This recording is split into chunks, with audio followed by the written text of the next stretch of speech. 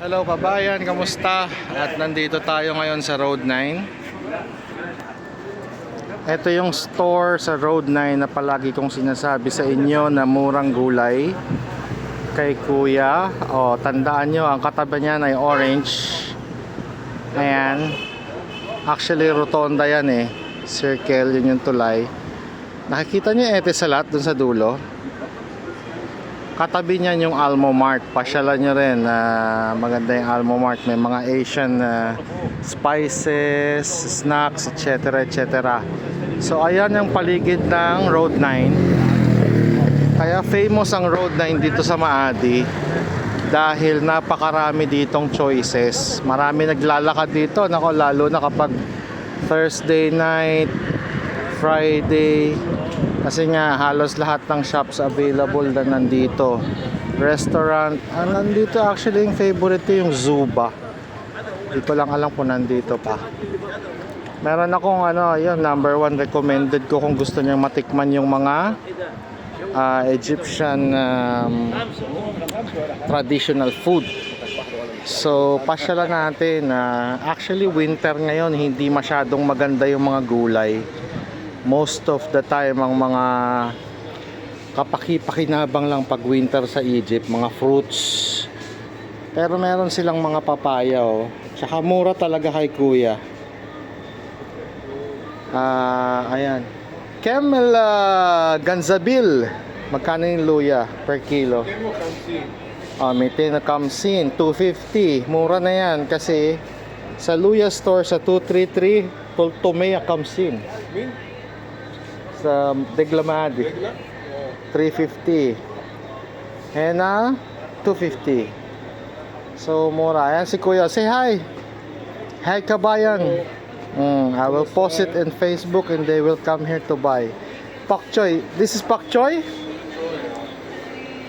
Pechay. Yung isang klase ng pak choy yan ng pechay. Tapos meron din tanglad. Tapos dito kayo pupunta most of the time, dito niya nilalagay yung kanyang mga Filipino or Asian veggies. Actually halos kompleto rin siya ng mga celery. Ayan. Dikem.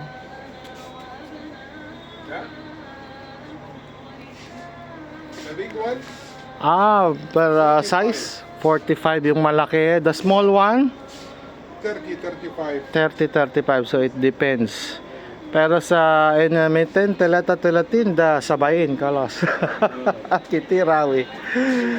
Nakita nyo na may Arabic ko, di ba? Barok na barok. Tapos may mga different variety rin sila rito ng mga...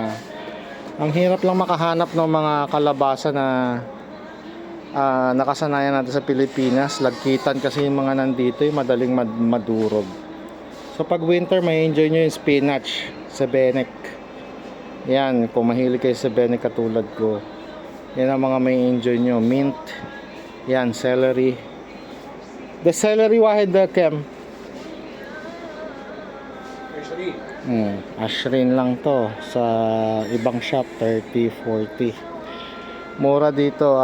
Ilalagay ko yung link ng location sa description tsaka sa comment section. Pakicheck na lang kabayan. The same time your contact number the same sa? Okay, pati yung contact number ni Kuya ilalagay ko na rin dito. Pag siya yung naabutan nyo, medyo maganda talaga yung prices na malalaman nyo na mura. May mga okra pa siyang humabol. Actually yung okra ko nga hindi na namumunga namumunga kaya lang sobrang liit. Hindi maganda ang progress ng okra kapag winter. So ayan, screenshot nyo na lang contact number ng Food Garden. Everyday open ha?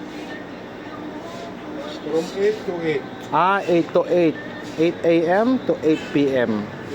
So ayan, screenshot nyo kabayan ha. Sa mga bago lang dito kasi alam ko naman yung mga matatagal na sa Egypt, kabisado na tong Food Garden dito sa Road 9. So yun lang. Maraming salamat. Ingat palagi. Comment lang pag may gustong itanong. Comment, like, follow. At huwag kalimutang i-share sa mga kabayan na lalo na yung mga bago pa lang dito. Malaking bagay ito sa kanila. Bye!